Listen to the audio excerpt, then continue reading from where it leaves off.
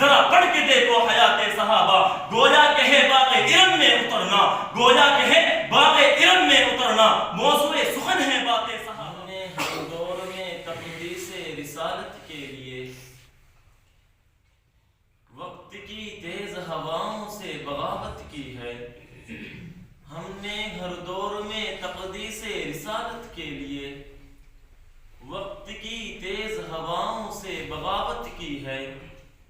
توڑ کر سلسلہ رسم سیاست کا طلسم ایک فقط نام محمد سے محبت کی ہے. میرے عزیز دوستوں اور پیارے ساتھیوں اور حاضرین انجمن، یوں تو ہر دور میں مبعوث کیے جانے والے پیغمبر اور رسول کے متبعین نے اپنے نبی سے محبت کی، مگر تاجدار خیر الامم کے جانثاروں کی جانثاری کی مثال پورے تاریخ عالم میں کہیں نہیں مل سکتی. جو شخص بھی رسول بطحہ حضور اکرم صلی اللہ علیہ وسلم پر ایمان لایا، اس کے رگ و ریشے میں حضور کی محبت اس طرح پیوست ہو جایا کرتی کہ دنیا کی کوئی بھی طاقت اس کی محبت کو چھین نہیں سکتی.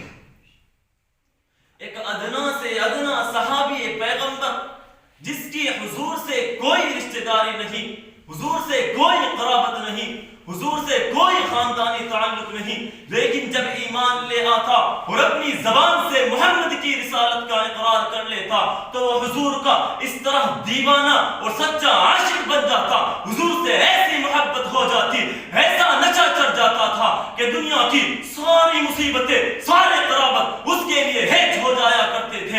ایمان لانے کے بعد اب صرف ایک ہی نام کی رٹ ہوا کرتی تھی، وہ تھا محمد محمد محمد. اب طریقہ ہوگا تو صرف محمد کا، اب طریقہ ہوگا تو صرف محمد کا، اب طریقہ ہوگا تو صرف محمد کا، اب قانون ہوگا تو صرف محمد کا، اب حکم چلے گا تو صرف محمد کا. کلمہ پڑھنے کے بعد وہ محمد صلی اللہ علیہ وسلم کے سچے غلام بن جایا کرتے تھے. خون کے آخری قطرے تک غلامیت میں کوئی شکن نہیں آتی تھی. یہی وہ بے مثال محبت تھی حضور کی، یہی وہ بے مثال محبت تھی حضور کی جس نے ذرے کو آفتاب بنا دیا، ادنا کو اعلیٰ بنا دیا. قطرہ تھا بوند ہو گئی، بوند تھی لہر بن گئی، لہر تھی موج بن گئی، موج تھی دریا بن گیا. ہاں ہاں ابو بکر تھا صدیق اکبر بن گیا، عمر تھا فاروق اعظم بن گیا، عثمان تھا جامع القرآن بن گیا، علی تھا حیدر کرار بن گیا، اور بلال حبشی غلام تھا دنیا کا امام بن گیا. اور خالق کائنات کی زبان میں اولئک هم المفلحون کا خطاب ملا، اولئک هم الراشدون کا پروانہ ملا، اور لهم مغفرۃ واجر عظیم کی بشارت ملی. اور یؤثرون علی انفسهم ولو كان بهم خصاصہ کی سند دے کر رہتی دنیا تک ان کا نام روشن کر دیا. اور جب یہ لوگ دربار رسالت میں حاضر ہوتے تو کیا کیفیت ہوتی تھی؟ اٹھاؤ سورہ حجرات، ارشاد باری ہے ان الذین یغضون اصواتهم عند رسول اللہ اولئک الذین امتحن اللہ قلوبهم للتقوی لهم مغفرۃ واجر عظیم.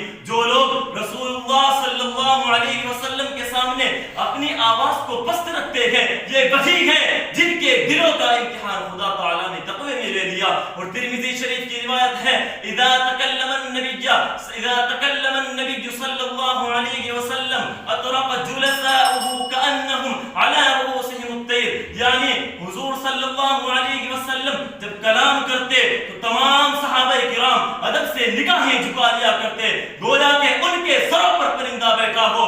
اللہ اکبر، یہ ادب تھا حضور کا، یہ احترام تھا پیغمبر کا. ارے یہ ادب یہ احترام کیوں؟ اسی لیے کہ صحابہ کرام کو حضور صلی اللہ علیہ وسلم دل و جان اور آل و اولاد سے بھی زیادہ محبوب تھے. حقیقت و محبت انسان کو ادب پر مجبور کر دیتی ہے. ایک جگہ آپ نے ارشاد فرمایا کہ جس شخص نے میرے صحابہ سے محبت کی گویا کہ اس نے مجھ سے محبت کی، اور جس شخص نے ان سے دشمنی کی گویا کہ اس نے مجھ سے دشمنی کی. آپ صحابہ کرام کی زندگی کو اپنے لیے کسوٹی بنائے اور ان کے انداز تبلیغ کو اپنائے. شاعر کہتا ہے کہ بڑی معتبر ہے جماعت صحابہ، بڑی معتبر ہے جماعت صحابہ، ذرا پڑھ کے دیکھو حیات صحابہ. گویا کہ ہے باغ ارم میں اترنا، گویا کہ ہے باغ ارم میں اترنا. موضوع